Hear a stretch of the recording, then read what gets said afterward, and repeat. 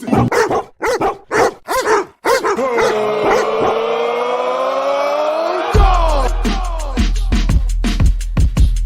Zach Nip production, Jones. Mr. Fingaz.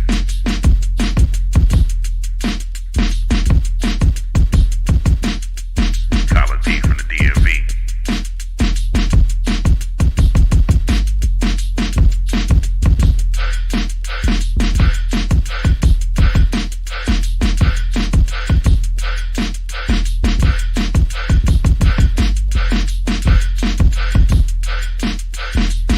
Go Dogs.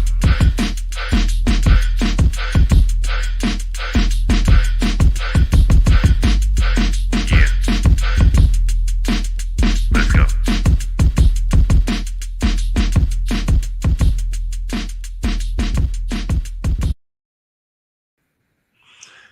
Hey, people, what it is, what it T-I is with the apostrophe on the front. It's been a little bit, but guess what? We're back. And who is the we? Well, I coming to you live from the 405 where the wind show comes whipping down the plane. It was raining today. We had a little storm, so it was blowing a little fast. Coming to you from Zagnib Central. I am the one, the only Mr. Fingaz, and that guy right there. Wait, okay. I got a point. See, I got the camera's got a different angle, so I got a point right there. That guy right there, that guy right there. He is the brother from another, the sexy mother Hubbard, the ace of base of the place. In your face, Collin P from the DMV. How you doing, baby? Oh man, I am doing well. I mean, I could be doing better as far as health, but got me a little bit of cold I'm trying to fight through. But hey, I'm pushing on through because you know what else is coming in a couple more days, weeks. I don't know. We got maybe a week to go. I don't know, but it's about that time. In just a couple of weeks, my friend. In just a couple of weeks. It's about that time to get hyped up. Oh, you know it is. You know it is. You know, I got so hype I had to throw a little Coach Prime in the intro. What you think about that right there? Give me my theme music. I did like that because that was actually music. That was the first view for me. So that was very good. You gave me a preview on I guess the little bit of the intro, but I couldn't give away all the industry secrets, my guy. I couldn't give you all of it, but you know, because I wanted it to be fresh for you to be like, okay, you know, now in a few weeks it'll be like, okay, that's the theme. But like the people that are watching it for the first time, those of you that are in the comments, we appreciate you popping through and see we got at least one person watching right now live on the stream. And my guest it is none other than Mr. Sean Spencer, Sean the Race Spencer himself. Appreciate you tuning in. Any hoodles, y'all know what we here for. We ain't gonna make no bacon about it. Actually, bacon is very good, but we ain't gonna make no bacon about it. We here for one thing and one thing only. We here to talk about those DAWGS. Yes, right. Indeed, the Junkyard Dogs of the University of Georgia in Clark County, about 45 minutes northeast of Atlanta, I would say. East, west. I'm gonna have to check the map. That's bad. It's well known by now because it's a speed trap. Everybody knows that place is now. Yes. If you are driving through Clark County and the sign says 45, that is not a suggestion. Just drive to 45. We know about 16, 17 young men that found out this summer. One of them drove into an apartment complex. I don't know. Maybe he was helping renovate the place and he was helping with the demo for, for the property brothers to come in and fix everything. Very interesting. He used the car for a wrecking ball, though. But I digress. We're here to talk about those dogs. Y'all know we love our dogs. You know, we between the two of us, we got about. That was good pull. Bean pies and SEC ties. That's right. I don't like ties. I wear this as a tie. Our guy Sean Spencer jumping in them comments, coming in hot. You know what though? I'll take that because anytime Sean is on, my goal when Sean is on, my goal is to drop the comment to make the whole panel just stop and crack up. And yeah, God bless him. Sean is a consummate professional. I can see the corners of his mouth twitching sometime when he's reading my comments. He'll text me afterwards. He'll be like, "That was good stuff, bro. That was good stuff. Like, keep it coming, keep it coming." Because and if you're out there watching right now, whether you're watching this live or watching this on the replay, if you're watching us live or if you're watching us on the replay, please make sure to give us a like, give us a share, drop a comment in the comment section, because we are here for you to enjoy. oh yeah, Yeah. Anyway, and it gives us a good chance to talk. Me and you talk back and forth anyway. We could chop it up all day long. But anyway, yes, we could. We 100% could. But we're here to talk about those dogs. Now, you guys know how. You know what? It wasn't the best of seasons. But it wasn't the absolute worst season that the dogs had. Finished the season all the way with you got that pulled up, right? What's that? The last year's record. Oh, last year's record. Yeah. We know all what happened. We lost to. Yeah, we finished last season. We had some very disappointing losses during the season. We dropped one to Ole Miss. We dropped one to Alabama.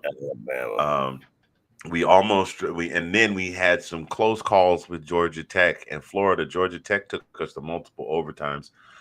Did, however, manage to show up against Texas, both in the regular season and the SEC championship. Make it to the college football playoffs, where we were summarily ousted by Notre Dame in the first round after having a bye week. But and there was work to be done.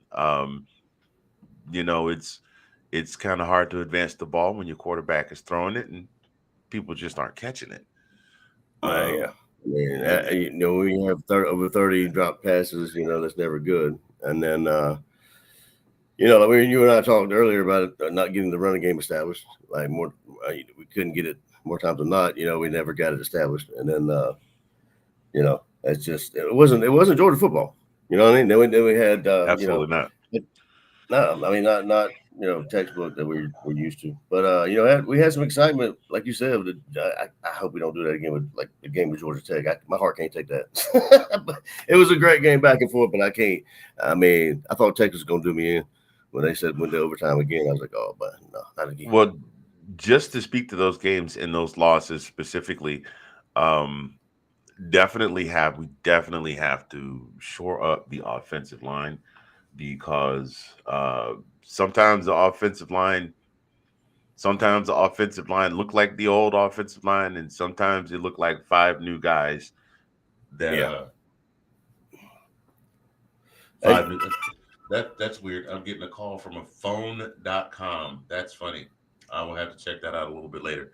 Whoever you are calling, if you are watching right now, I will get back with you. We don't have the phone line set up yet. We have to wait till next. Right. No, we don't want anybody calling in impersonating Cat Williams on the show, because there's only one Cat Williams on this show, boo boo, and you are looking at him minus the perm. It comes right off. I just peel it. It's I had y'all food all this time, thinking my hair was luxurious. Dude, not to get off kilter here, but he was on. But have you watched him on PGA? He's actually a commentator on PGA Tour now. And it is awesome. He is a great commentator. He's like off the course. I will have to check that out. That's one of the things that I like about we could go on the sidebar. We'll jump right back in it. One of the things about getting into a field where you're able to make enough money to not really have to worry about a lot of things as far as finances are concerned, where you can pursue other interests. I saw a video today with Marshawn Lynch on the sidelines at a preseason game. The guy rolled up on him, and Marshawn gave him the elbow because the dude got too close to his camera. But yeah, I mean, Cat is, believe it or not, Cat is very cultured. Despite some of the skirmishes he's gotten himself into, he's a very cultured person, and he's very well rounded. So I would expect that he would be able to talk about golf and talk about golf. Very intelligent human being too. And you ought to see what he says why he plays golf. And it helps you focus. Yeah, that makes me mad. But anyway, Definitely helps you. Well, depending on who you are. But as no, I I'm hate it. looking at this lineup here from our offensive line, I am seeing one senior total. Micah Morris, offensive lineman, 6'4", 330 from Kingsland, Georgia. The entirety of the remainder of the offensive line are freshmen, sophomores, and juniors. One key returning player this year, Drew Bobo. Drew Bobo had a pretty good year. Yeah, he did. He had a pretty good year last year. I know a lot of people want to say, he's going to mess around and jack up like his pops does. Um, but he had a pretty good year last year, so he's definitely going to be and Mr. Morris are definitely going to have to be the leaders on that offensive line. So I mean, this very young team. This is one of the youngest teams I think that Kirby has had. Um, I'm looking. That's two seniors. I think I've seen 5 or 6 seniors here just scrolling through the roster. Another thing, also the defense is very young. All freshmen, Mhm. sophomore, juniors. All freshmen, sophomore, juniors. We got a senior defensive back from Norfolk, Dalen Everett. Also, Yeah, Ali Hall from Jacksonville, Florida, and Ja'Cory Thomas from Orlando, Florida. Those are and Adrian Maddox from Conyers, Georgia. That's it. And we don't even get into the seniors on the defensive squad until you go down the chart and start running into the defensive backs. So what that tells me is we're going to have a very young front seven this year, and they've got to have eyes up and ears pinned back because these guys are going to yeah, go hard. These guys are going to go hard at them. This is the most inexperienced defensive line Georgia's had, defensive squad Georgia has had in quite some time. yeah. And Now, I think what we talked about is like, yeah, even though they're young, I mean, on the defense and offense for that matter, but like Everett, I would, linebacker, whatever position. I mean, we definitely need somebody to step up on defense, like a N'Kobe or somebody to step up and be a leader. That's one thing we've been lacking, in my opinion. I haven't actually seen it. That's maybe not the case, but I mean, I haven't been able to notice it. We haven't been able to notice it on the field. Somebody grabbing jerseys and throwing people around and say, "Look here, do your job." And it's kind of, we haven't seen well, that really. I You know? think I think the big problem is, and I hate to say it, and you see what's been going on here as of late in the off season. There's a lot of things that have been going on. You don't see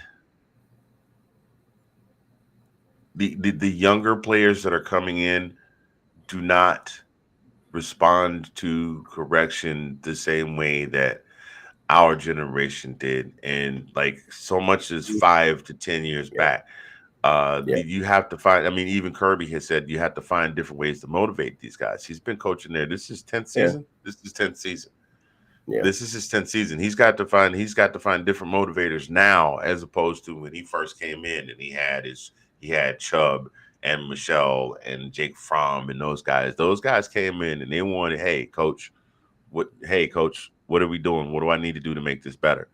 yeah, And especially in the era of the star rating system and the yeah. NIL, and these kids can jump in the transfer portal, go someplace else, and it's just That's just surprises me because I mean I understand it's a different era. I mean at the same point though, I mean, and a lot of the players that have gone in or have gone early in the draft have always said listen to the message, not necessarily how it's being given.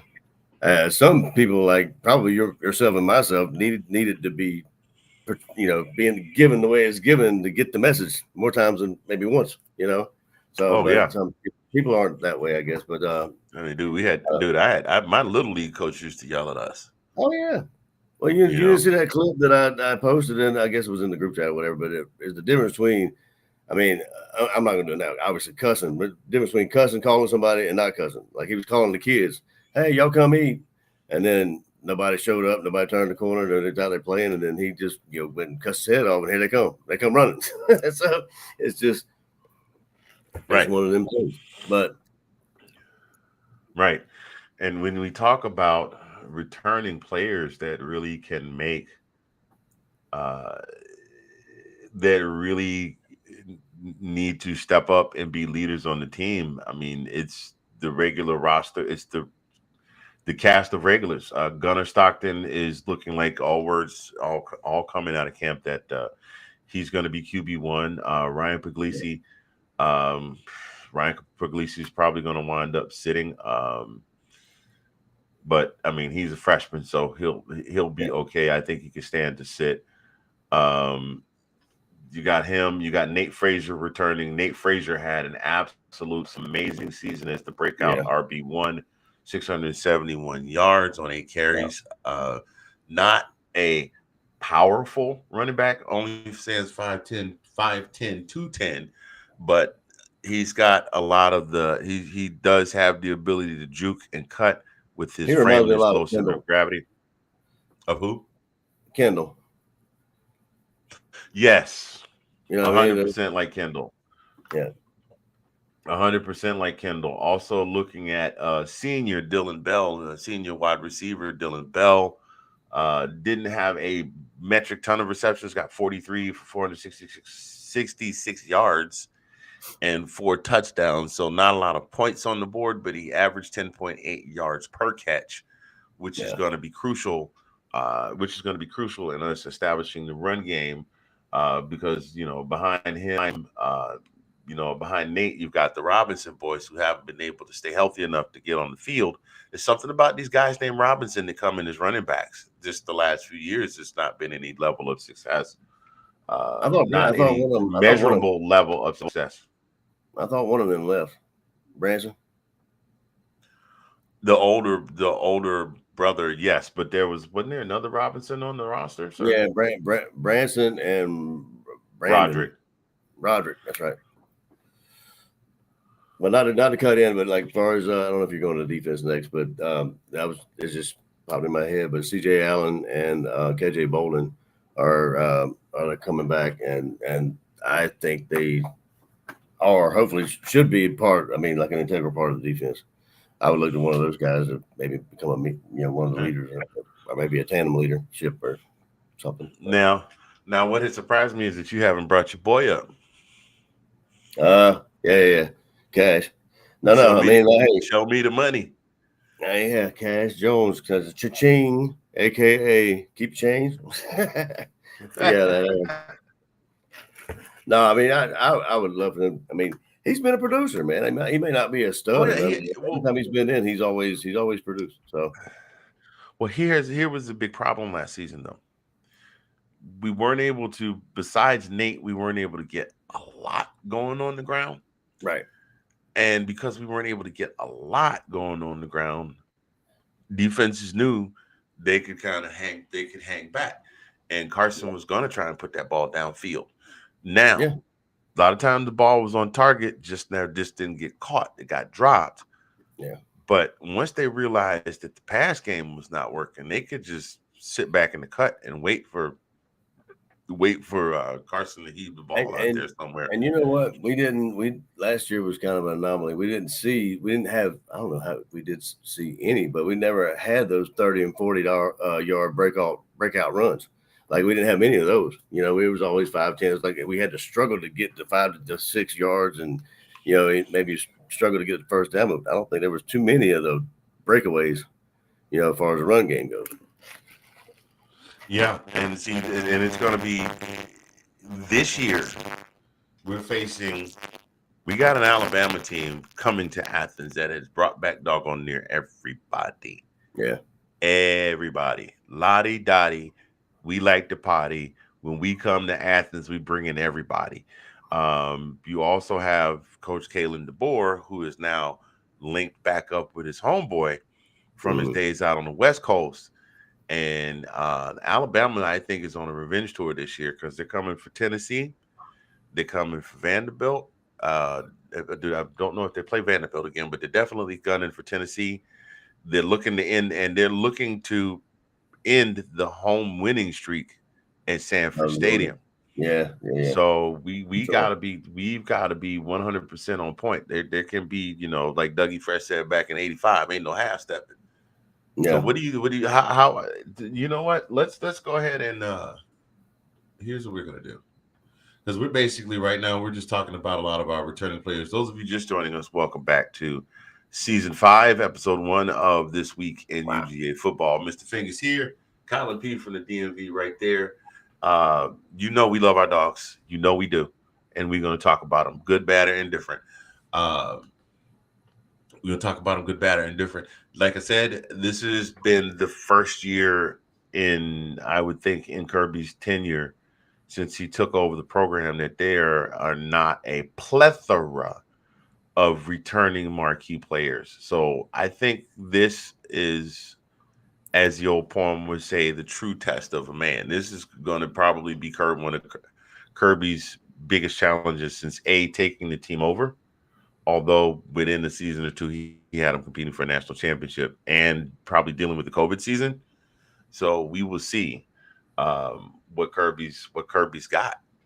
Yeah, I mean, he struggled his first year. I mean, obviously, first, we lost to Kentucky and who else, whatever. His season wasn't that good. But then last year, yeah, I mean, maybe you're right. This year is going to be a test. I mean, maybe a test, but I think last year was a test.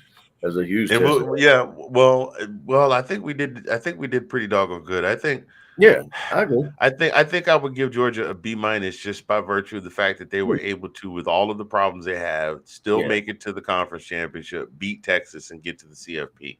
But I give them a B. The reason I give them a B- is, but for the sake of a player or two here or there, or for the sake of a player maybe not getting injured during a fabled rivalry game, we would have had another loss or two in that column, a notch or two in the loss column. So, I mean, Lagway was on fire until he got hurt.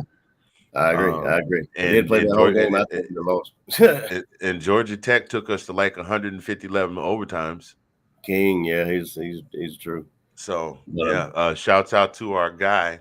Breaking in real quick. Shouts out to our guy. Podcaster, recent college graduate, Maryland Terrapin lover, WNBA press credentials, and all around awesome dude, the Nathan Snell. He's on all the time, anytime. Nathan Snell, appreciate you for popping in on us, my guy. That just reminds me, it works 6% of the time. It works every time. Anyway. not the sex band. Not the sex band. You know where that movie comes from. You know what movie that came from. What the frack is the name of the Will Ferrell? The Anchorman. Anchorman. Yeah. I had to get it out because I know Sean was going to eat me alive if I couldn't remember. All right, so we're going to switch over real quick. We're going to talk about some happy news because we've been kind of hemming and hawing here. We're talking about how Georgia's going to do and what we got coming back. As you all know, Georgia did win 2 national championships under Kirby Smart's tenure, and 4 SEC championships. One of the graduating players from the University of Georgia is a native of my hometown, Savannah. Yeah. He goes by the name of Nolan Smith. Story broke on Savannah ABC affiliate WJCL, Channel 22. It broke a couple of weeks ago, and I don't know how I missed this, but State Representative Carl Gilliard hosted a road naming ceremony. They named a bridge in the city of Savannah after Mr. Nolan Smith. Congratulations to Nolan Smith. Just reading about how he used to run around playing in Daffin Park, which is where I went to a school that sat right off of Daffin Park. That's where we used to go for recess. That is, for those of you that are wondering, that is not the park that the fountain is in that everybody sees in every movie. That's Forsyth Park. That's a little further. It's a little further north of Daffin Park. Daffin Park is where the stadium is, where the Savannah Bananas play when they're at home. Yeah. So just to give y'all an idea, because people's like, what Daffin Park? I don't know what Daffin Duck or Daffin Park. No, Daffin Park. But y'all all know the Savannah Bananas because you've seen the 1800 TikTok clips. But congratulations to awesome. National champion Nolan Smith of Savannah, Georgia, for having that bridge named after him. He's well deserved. He's well deserved because, I mean, if you think about it, what was it? Was the national championship when he? I guess he wasn't able to play, and he was on the sidelines, and he was coaching everybody up, and he was, in everybody's face and stuff. That's the kind of leadership we need, man. We're longing for that. I mean, like, I'm waiting for that to come back. We need somebody to fill those, those types of players' shoes. hopefully it'll happen this year. We'll see. Definitely needed that type of leadership, which brings me back into our conversation. Collin, you mentioned before we came on the air, that's one of the things that seems to be missing. We saw it last year. We thought that maybe Carson was a leader on the team, and then as it turns out, he wasn't, so to speak. Some things, depending on who you want to believe, there were some stories and sources that Carson was maybe not as well liked in the locker room as he thought he was, and he wasn't the all shucks golly gee guy. But what are you thinking as far as in terms of leadership for the squad this year? I mean, that's we need somebody to step up. I mean, as far as last year, who knows what to believe. I mean, I do tend to believe my opinion. I do believe there were some locker room issues. What they were, I don't know. But then was it completely on Carson's shoulders? Probably not. But it just didn't seem like everybody was, it wasn't a locker room of Georgia teams past, the national championship teams, those types of players, they were all business. Like the defense, they got upset if they got scored on or they got a first down on. Those defensive players got absolutely upset. You didn't see that kind of fire with the fire with the defensive guys we got. Is that young? I don't know, but I'm excited. I mean, how everybody gathered around Gunner when he came in, that kind of showed something as well. I mean, it's just not that they disliked, Carson. It was like when Gunner came in, everybody's been pulling for him to get his shot. I guess. They were happy. Well, I think they're also very supportive of the supporting players in addition to the guys that are on the field most of the time. And Kirby, So I mean, just giving I guess the shot to the players that bide their time. Like there's been several of our, Stetson, people that have spent their time on the bench learning from the starters. Not playing, some garbage time here and there and playing on practice squad or whatever.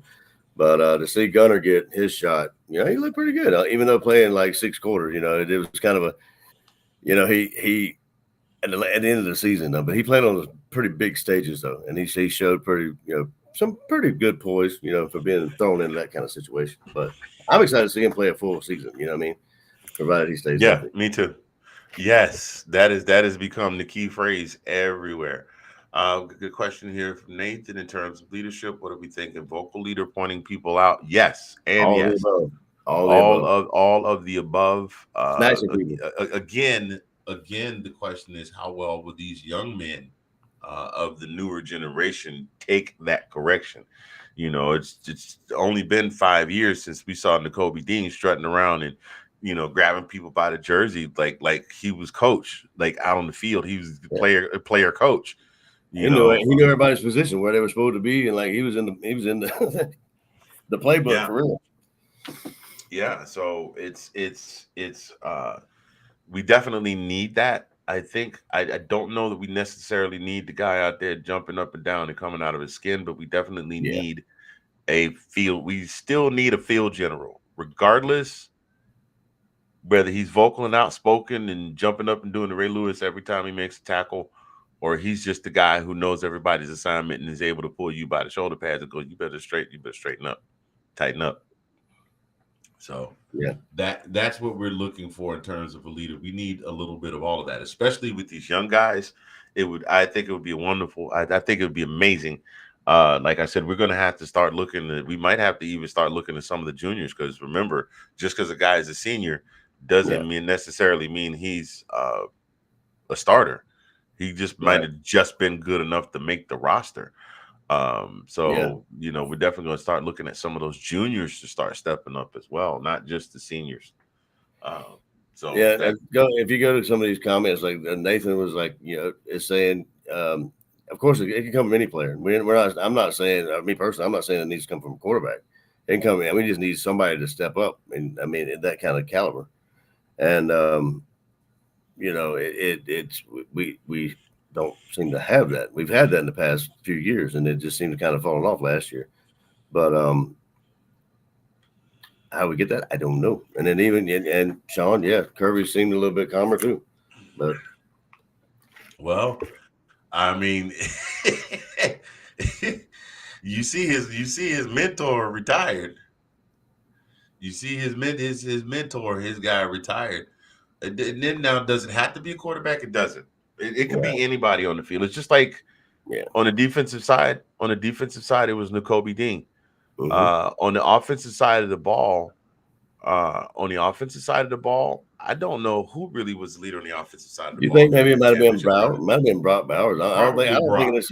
Yeah, that sounds like something Brock would have done. It was Brock. So yeah, agreed with that as well. I mean, that has just changed the entire landscape of football. For some people for the good, for some people like DJ Uyunglele for the bad. I mean, it's kind of hard when you make more money than the coach. Well, I mean, you don't make more money than Kirby, but I'm saying like sometimes you make more money than the coach. You're like, all right, you ain't gonna tell me what to do. Yeah, I can see some of that happening as well. I can definitely see some of that happening as well. Well, so far, ladies and gentlemen, you have been watching This Week in UGA Football. Mr. Fingaz here, Collin P there. Collin, I think we need to take a quick pause for the cause, and we will be right back. As Chuck Woolery would say, into and to. You guys don't go anywhere. We will be right. Oh, come on. Where is it? We'll be right back.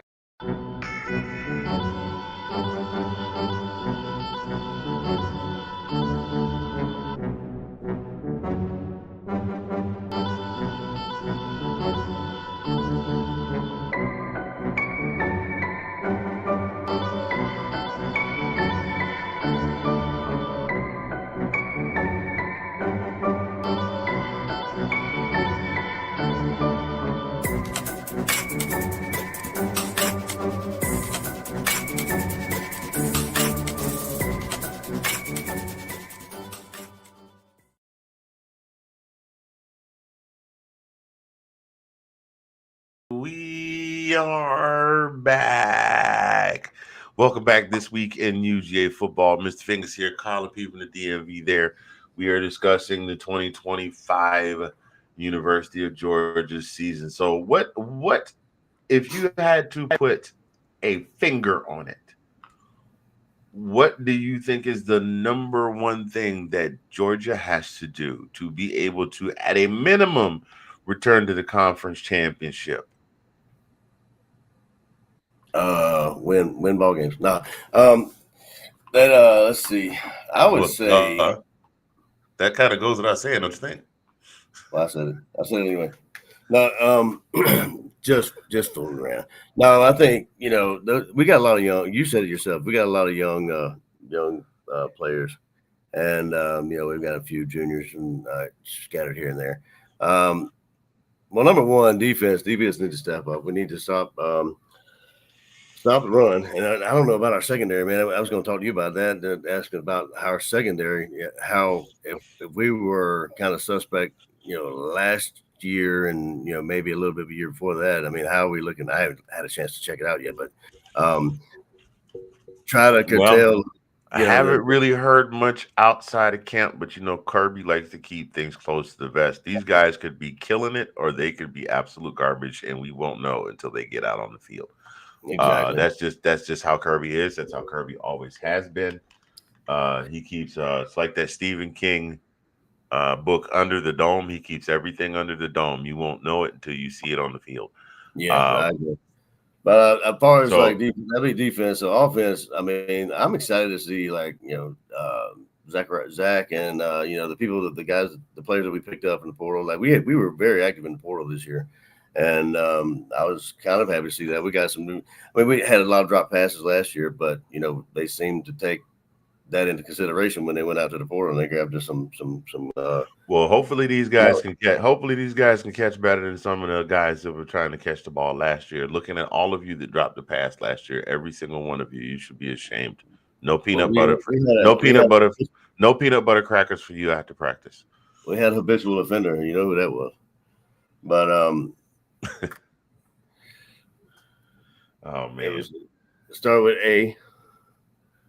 Oh, Mr. Smith. Yeah, he caught some good ones, but he didn't. Let's not go there. Anyway, I'm excited to see how Gunner performs. Yeah, you know, there have been a lot of Smiths in history in entertainment and things of that nature. You know, you got Mr. Smith Goes to Washington, great classic film. You've got James Todd Smith, aka LL Cool J. You got Mr. and Mrs. Smith, which was a great movie with Brangelina.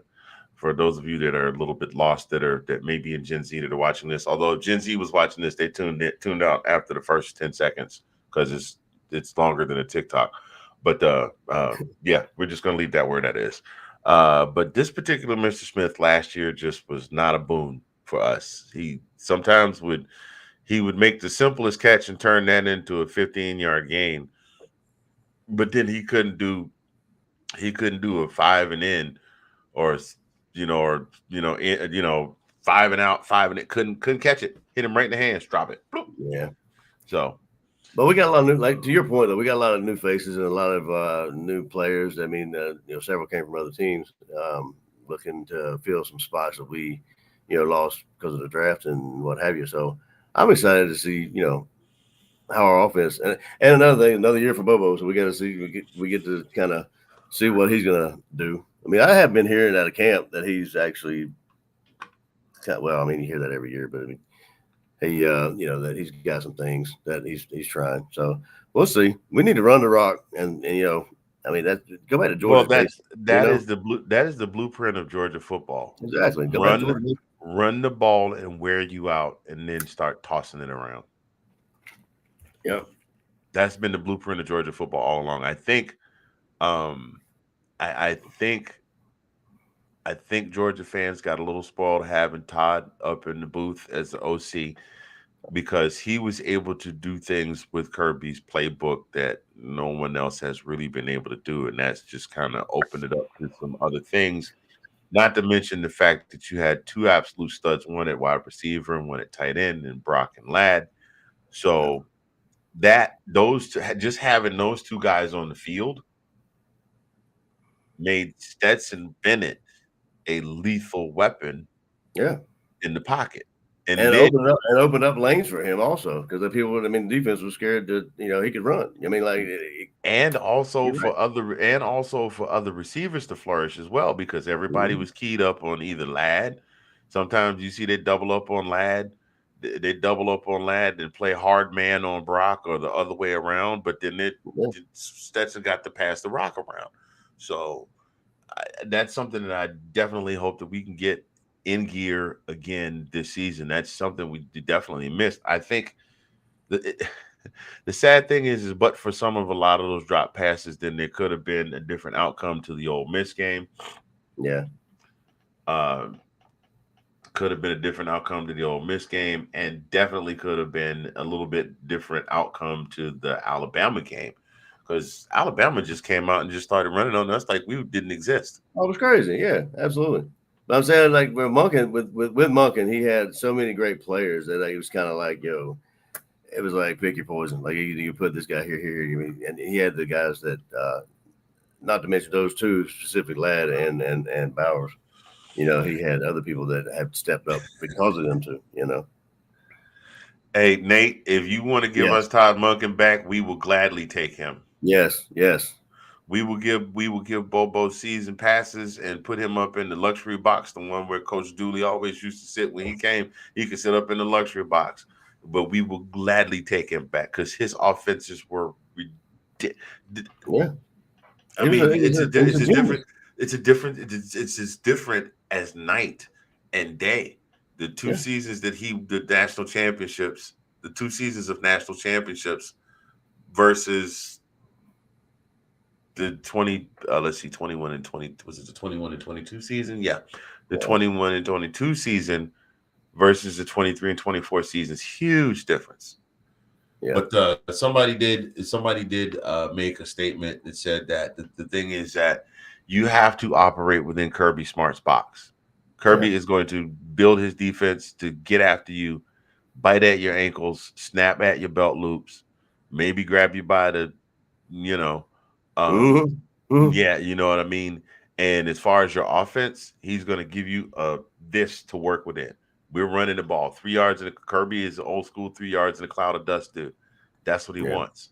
And Todd Monken, so far as I can see, has been the most creative coordinator he's had to be able to work within those confines and make it work. And still have a prolific running game. I mean, you had Chubb, you had Chubb and Michelle and James Cook. And you just mentioned him earlier in the show, and his name is just it went that way. Kendall Milton. Kendall Milton. Yes, thank you, sir. Flying. I mean, that boy, he was so short and so fast and elusive. But not to go like speaking of Gunner though, like there's been even to me actually, like I mean, because I was a huge Stetson fan, and I think a lot of people were too. But I mean, there are. What is your opinion, and do you think of the similarities between Gunner and Stetson, if any?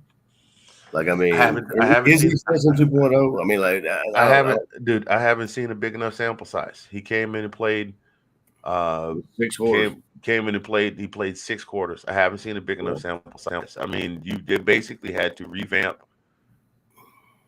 not revamp the playbook, but they had to go through and play to whatever his strengths were versus what Carson's strengths were. Let me get a little more game tape and some more eyes on him and see. Not necessarily. And I say this is why I say that he wants to take on contact. Yeah. Stetson definitely was eluding contact and sliding when at all possible. So I get the feeling. I mean, I hope he doesn't turn into I hope for the sake of winning that he's got the same attitude as Diego Pavia. But I don't want him to be one of those quarterbacks that feels like he's got to go out there and lay lumber on somebody, and then next thing you know, we're trotting freshman Ryan Puglisi out there. You dig what I'm saying? Yeah, absolutely. Yeah, you saying that though, it's kind of like we haven't seen too much of him, but at the same point, it seems like, and from what people say, that he's kind of a not a shy guy, but a quiet dude. Now, we all can be that type of person where we're not forced into a situation he's been not forced into it. He's on a national stage now, so making huge plays and getting the amount of cheering on and that kind of stuff. I don't think he's going to change him, but I'm interested to see, because we all looked at Stetson, right? So Stetson came in and did his job and whatever, and then kind of went a little bit, whatever you want to say, off the rails, a little bit, knocking on people's houses and on the sauce and having fun. But anyway, no, just saying, like Gunner, I don't think we're gonna have. I don't know. But at the same are you asking me, is he going to turn into a frat boy party guy? No, I'm not necessarily that. I'm just saying, would his demeanor change?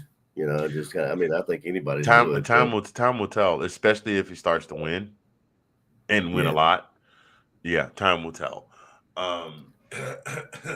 So we wanted to, excuse me. We wanted to, Sean, I'm going to address your comment here in just a bit. We wanted to kind of move forward a little bit and get into a couple of other aspects of the upcoming season. Like, I know I don't listen. I'm gonna tell you something. I know I don't sound or look like I'm excited. I've been awake since 3:00 this morning. It is now 8:34 p.m. Central Time, and I'm a little tired, but I'm very stoked. I can't wait to queue up Glory and hear the lone trumpeter. I would love to. I can't wait to hear the crowd chanting on TV, since they're not playing in Oklahoma this year, because the home and home was supposed to be. I think the home and home was supposed to be last season. We were supposed to. Oklahoma was supposed to play at Sanford, and then this season they were going to come to Norman. I gotta wait to hear the Redcoat Band at least another season. I don't think 2026 is all the way. The conference games are all planned out yet, but I digress. I'm excited for it, man. I love Georgia football. I'm stoked for it. It's just a couple of weeks away, and I mean, to see the Spike Squad and the Spike Squad beating on the side of the stadium, and all of that. I'm very, very, very excited for it. And the more I try and convince y'all that I'm excited for it, the more tired I get, and everybody's looking at me going, "Are you sure?" Right. I mean, I can say the same thing. I've been barking for a different reason. I mean, I'm barking for the dogs as well. But I mean, I've been caught for the past 3 days. Can't shake this thing for some reason. But I'm excited, dude. I mean, it's like I love fall weather. Hold It's on, just a reminder that pause. Sean Spencer, I know you know better than that. The song is based on "Glory, Glory, Hallelujah," but it is "Glory, Glory to Old Georgia," sir. Okay. Thanks for coming to my TED. Thanks for coming to my TED Talk. But yeah, you're right. Being a Georgia quarterback is a big deal these days. I mean, there was a time. There was a time when kind of it was only a big deal on campus, except in a couple of cases like Aaron Murray, who was an absolute stud, or Stafford, you know. But for a good long while, it was just like, oh, that guy's our quarterback. But yeah, it's become a huge deal. But then again, you got that's why I was so. I mean, I personally was impressed how Gunner handled what he got put in there to win the SEC championship, and then and being tossed into playing Notre Dame, which that game Notre Dame's. I mean, they were just and unfortunately we got their best. I mean, I think they could have beat Ohio State, but at the same point we got their best game. So, dude, you know what? I'm going to tell you this. I'm going to say this all day. As a Georgia fan, mm-hmm. I don't think that the Georgia team that got into the college football playoffs last year was ready for whatever Ohio State morphed into when it came time for the playoffs. Because Ohio State, and I'm giving all credit, and I know our guy Alex Loosemore is going to be pissed off that I'm giving some props to that team down south, as they like to call them up in Michigan. But the Buckeyes found third gear, they found fourth gear, and then they shifted down and found 25th gear. I just they went through they went through everybody like a hot knife through butter, or Taco Bell through a pig. They also wrote a lot of checks, though. You know what I mean? But well, yeah, they did, but I mean, it was legal to do that, so I guess so. I agree with that. I just don't think that Georgia even. I think, okay, if the receivers could have caught the ball, maybe, but Ohio State was on fire. Yeah. Now I say that knowing full well, and part of the reason that I say that is because that battle that Georgia had with Ohio State in the playoffs was epic, was absolutely epic. And we're talking about the exact same coach. We're talking about Ryan Day. We know what Ryan Day brings to the table. He's one of the best coaches in college football right now. Maybe not the best. 108-15. That's Kirby Smart's record coming into season number 10 at the 108-15. It may be 105-18. I may have that backwards, but Kirby Smart is doing big things. But Ryan Day is one of the best coaches in college football right now. Clearly the cream of the crop in the Big Ten, and they found a gear, man, and I'm proud of them. I'm proud of them. Kudos to them for winning the national championship. I just don't think so. No, I mean, I agree. I mean, look at what Notre Dame's become, though, as well. Like you've got Notre Dame back in the mix. I mean, I guess they've been in the top 10, but I mean, like, they you think that's up in the air with me, man, because I mean he wasn't. I don't know, man. That question with Carson, I don't know. Carson was in a weird place last year. I mean, he was in a weird place last year, and there was all kinds of speculation that he was maybe leaving, and then there was a thing with him and his girlfriend, and his car got stolen, and I think Carson got a little too starstruck by his own rise to the level of the Georgia quarterback superstardom that you speak of, and it was a little bit too much for him. It's like Icarus flying too close to the sun. Yeah. You know what I mean? Yeah. So I mean, I think it was probably 2 parts. I mean, I think he might have been trying to do too much, and then I hasten to say he did checked out, but it just didn't look like he was there. It was hard to seem like he didn't, though, from the outside. I mean, I agree. From an outsider's perspective.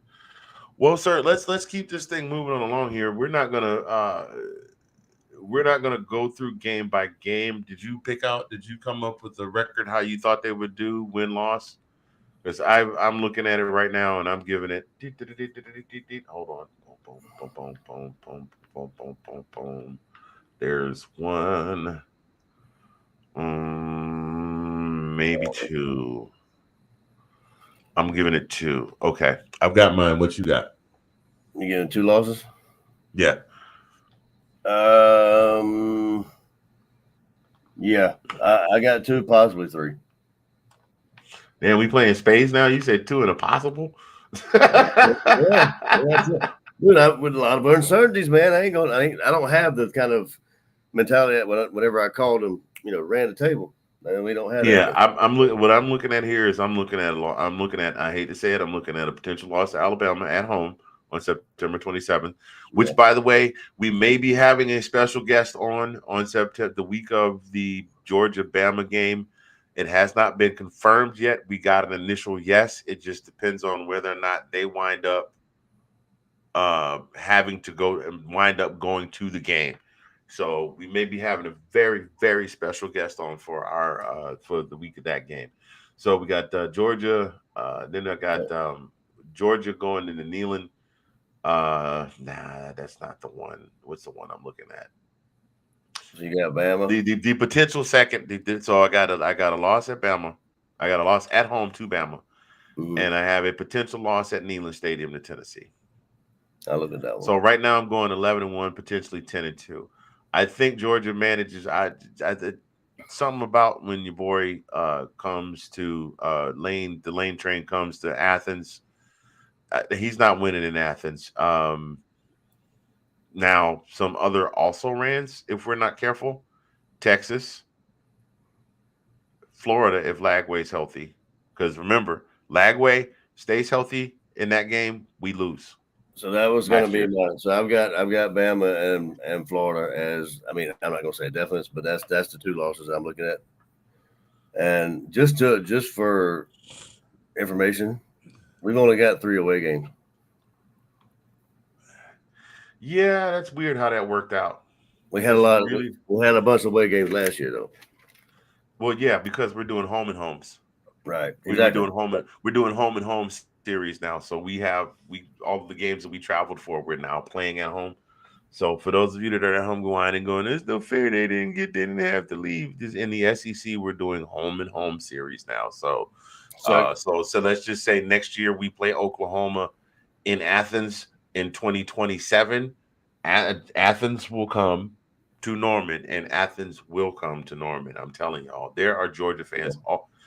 I see people riding around with Georgia tags on just around where I live. I can only imagine. There's a group somewhere with a couple hundred people in it on social media. But I got Bama, Florida, and then I have a question mark on Texas. But I think we're going to win that game, but it might be very close. Do you think we're beating Arch Manning in Texas? Well, is he playing? You know what? Well, he is the presumed starter, sir, for the season. Because remember, old boy went to the league, and apparently his performance was Mr. Ewers, and apparently his performance was so spotty that I forgot. One of the talking pundits said that he may have just played his way out of the league with his performance over the weekend. Yeah, but I saw that too. He stacked the sheets up. For sure. Let's see. Yeah, I'm Bama. You think the Bama game is a revenge game? Think Bama game what? I'm sorry. The Bama game is a revenge game. The revenge game? Yeah, for us losing to them last year. It's hard. It's just hard for me until I see what this young team is going to look like. And I know we always get criticized for starting the season off with cupcakes. This year, I'm kind of glad we got some. I know I agree with everybody that has said this on every podcast, on every podcast, on every broadcast, on every major network that has said it. I hate the cupcake games. I absolutely hate them with a passion. We pride ourselves in being the toughest conference in the country. I like it when we start out playing against the Clemson. I like it when we start out playing against the Oregon, who was a top 5 the year before. I love stuff like that.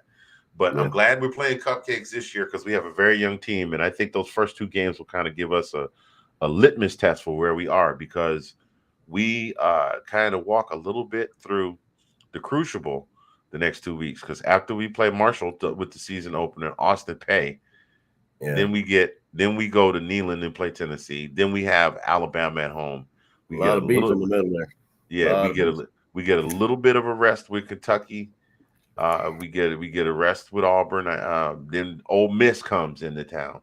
Then we play the Georgia-Florida game. Then we've got Mississippi State. We get a rest there, and then we got Texas. You know what I mean? So this schedule is. I mean, we got 1, 2, 3. We got 3 out of conference cupcakes. Georgia Tech is no longer a cupcake game anymore. Not at all. Georgia Tech is not a cupcake game anymore. No. That happened almost overnight. Texas, not quite back just yet, but they're getting pretty doggone close.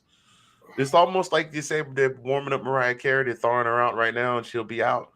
Every year during football season, they thaw out Sam Ellinger. And is it time yet? No, not yet. We didn't get there this year.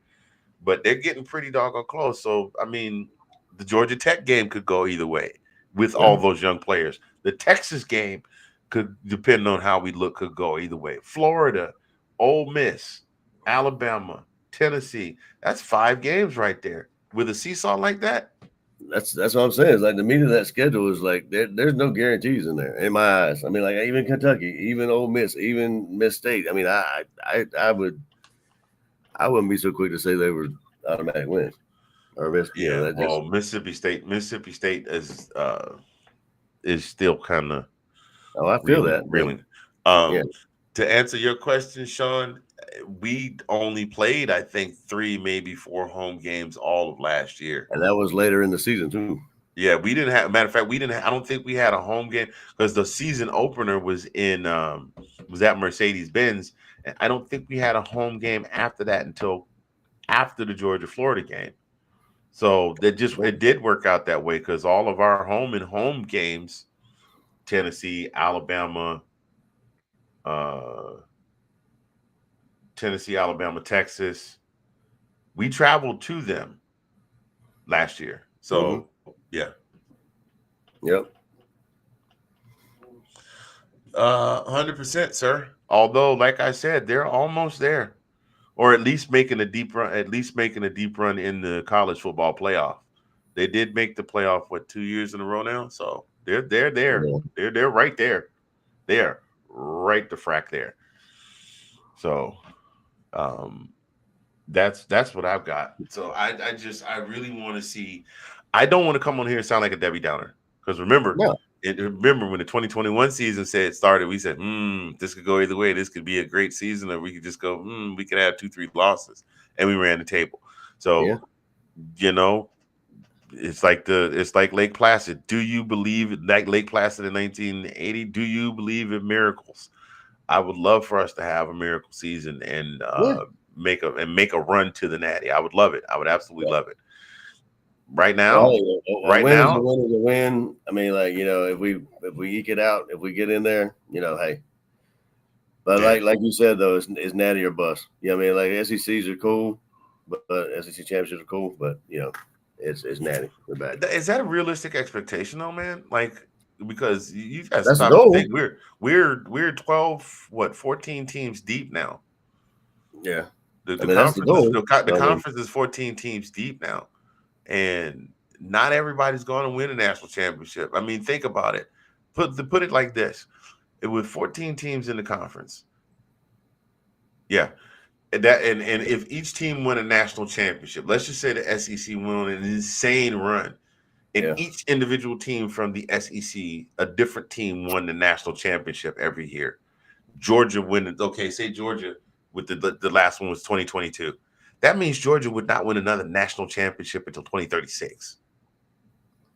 That's crazy. So it's it's. I think that's kind of it's not. It's a little unrealistic. And now you got these other programs like you've got Ohio State. I mean, Michigan rose up all kinds of crazy year before. Ohio State now. People are talking about Illinois. Is it Illinois or Indiana? One of them being contenders, like being real contenders. People are starting to throw their back in behind big game James. You still got Oregon out on the West Coast. You got, it's like college football is getting ready to be. I think college football is getting ready to be better than it's been in a long time, like all the way across the board, not just in the SEC. So we shall see. No, I agree with you totally. I mean, I welcome that. I mean, I like to see these other teams come in. And like I said, I mean, I was getting this right here. Nail on the head, Mr. Spencer. Is what I mean? It's for the fans. Yeah.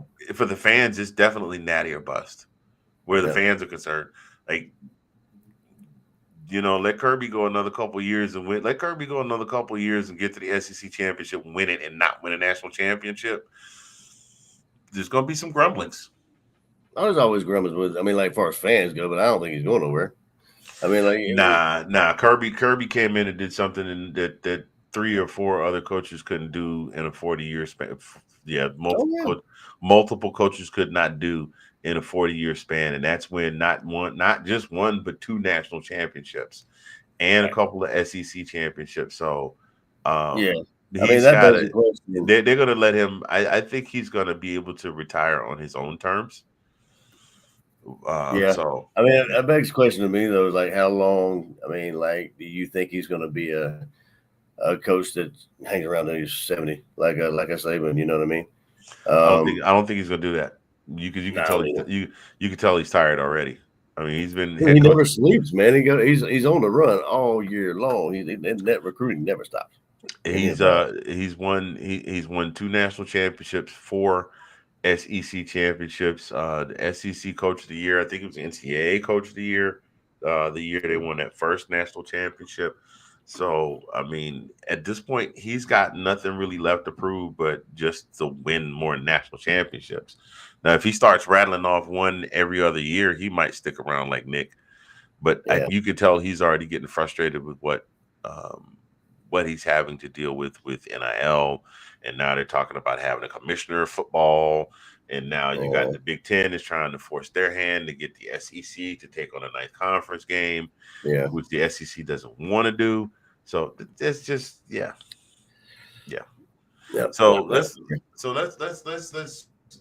So what do you what are you thinking? I think I missed your prediction for the record for your record. Well, I hate to say it, but I would say 10-2 with loss to Alabama, and we might have our first loss to Florida in a while this year. And that would sting. Yeah, we're due. That's actually a pretty tight rivalry record-wise. We've just been on the top of the mountain for a while. We've been king of the hill for a while. I may take that back. You know, that game is at Mercedes. It's at Mercedes this year. It's not going to be at Gator Bowl or at Altel or whatever it's called. Really?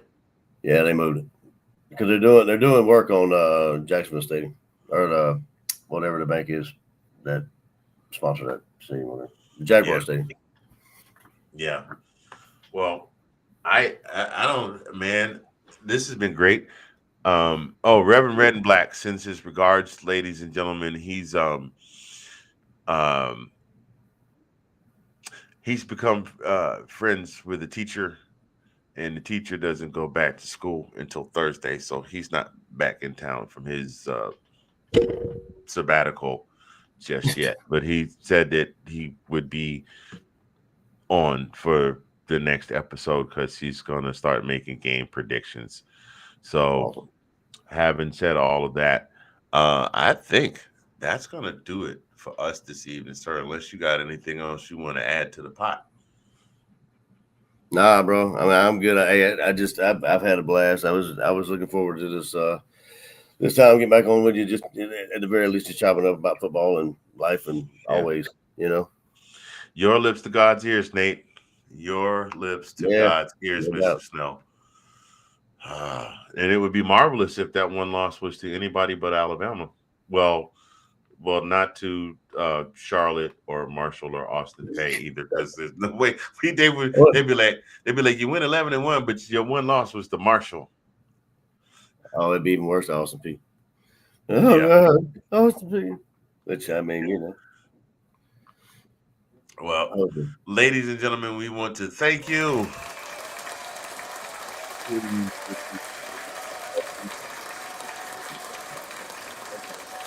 Gonna be back next Monday. Rev will be back next Monday.